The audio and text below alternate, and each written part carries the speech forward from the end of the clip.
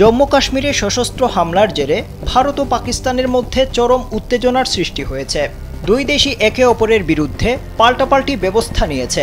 বুধবার ভারত সিন্ধু নদের পানি চুক্তি স্থগিত, আটারি ওয়াঘা সীমান্ত বন্ধ, দিল্লিতে পাকিস্তানের হাইকমিশনে নিযুক্ত সব সামরিক উপদেষ্টাকে বহিষ্কার, দুই দেশের হাইকমিশনগুলোতে কর্মরত কর্মকর্তাদের সংখ্যা ৫৫ থেকে কমিয়ে ৩০ করা এবং সীমান্ত চৌকি ও পাকিস্তানিদের ভারতে আসা সাময়িকভাবে বন্ধ ঘোষণা করে।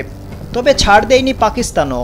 ২৪ ঘন্টার ব্যবধানে বৃহস্পতিবার ভারতের বিরুদ্ধে পাল্টা ব্যবস্থা নিয়েছে তারা, যার অংশ হিসেবে ভারতের সঙ্গে সিমলা চুক্তি বাতিল, ওয়াঘা সীমান্ত বন্ধ, নিজেদের আকাশে ভারতীয় মালিকানাধীন অথবা ভারত পরিচালিত সকল বিমান প্রবেশের নিষেধাজ্ঞা, ভারতের সঙ্গে সব ধরনের বাণিজ্য বন্ধের সিদ্ধান্ত, পাকিস্তান হয়ে তৃতীয় কোনো দেশের পণ্য ভারতে প্রবেশ কিংবা বের হতে না পারা, সার্কের আওতাধীন বিশেষ ভিসা সুবিধা বাতিল, পাকিস্তানে ভারতীয় দূতাবাসে থাকা ভারতীয় সামরিক উপদেষ্টাদের অবাঞ্ছিত ঘোষণা এবং ভারতীয় দূতাবাসের কর্মকর্তা ৩০ জনে নামিয়ে আনার সিদ্ধান্ত নেওয়া হয়।